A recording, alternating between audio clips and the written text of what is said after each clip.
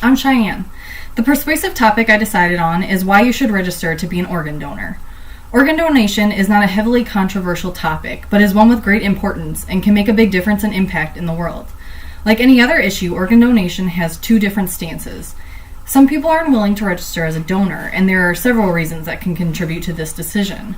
On the other hand, some are more than willing to register. What it ultimately comes down to is a choice made by you as a person. Though I respect everybody's right to make their own decision as they choose, I'd like to offer up some knowledge and explain why registering as an organ donor can be so important and lead you to give one of the greatest gifts possible.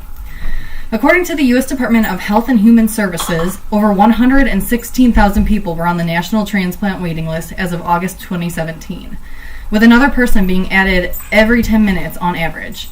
Each day, 20 people die waiting for a transplant. Just one donor can save 8 lives by donating vital organs such as lungs, a liver, a pancreas, kidneys, a heart, and even intestines. According to these statistics, nearly 100% of adults in America support organ donation, though only about half of them are signed up as donors. When it comes to organ donation, every registered donor counts. So how exactly does organ donation work? You can register as a donor with your state's organ donor registry, as well as check yes to organ donation when applying or renewing your driver's license. Before a potential donor is considered, medically declared brain death must have occurred. Up until this point, the fact as to whether or not the patient is a registered donor does not at all come into play, and medical personnel will still do everything possible to save the patient's life.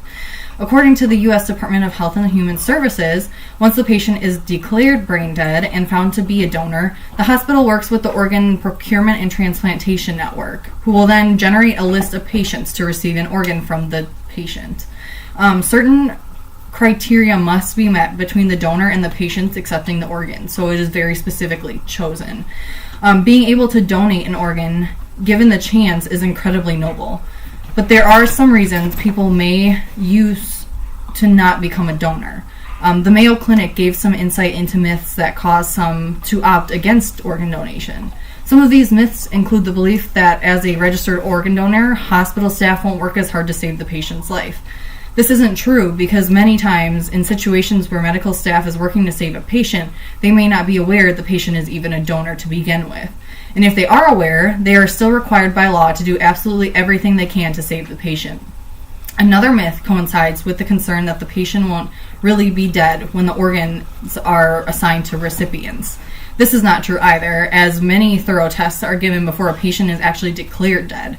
And as I stated previously, a donor's organs will not be viable for donation until the donor is declared brain dead, as brain dead is irreversible.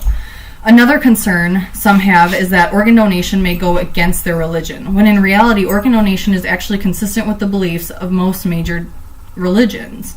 Some other concerns with organ donation include the fear that open casket funeral will not be possible, and that age and health can greatly affect viability of organs. With organ donation, any type of organ removal can be easily concealed for the sake of a funeral. In regards to age and health, there's no defined age cutoff for donation, and there are very few medical conditions that would disqualify you from donating organs. Organ donation also comes at no monetary charge to the donor or their family. I believe one of the biggest concerns in regards to people opting not to donate organs is because many fear facing death, and discussing it makes them and their families uneasy. While this is absolutely an understandable prospect, death is unavoidable at some point in all of our lives.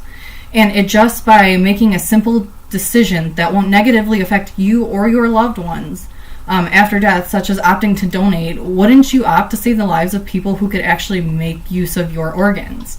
It's a rather simple decision that could completely change the life of a perfect stranger. You would be able to positively change the world of several people as well as their loved ones. I think that's the best lasting legacy you could imagine leaving after you're gone. So please, take with you this information and consider becoming a donor if you're not already registered. It can make all of the difference for someone in need.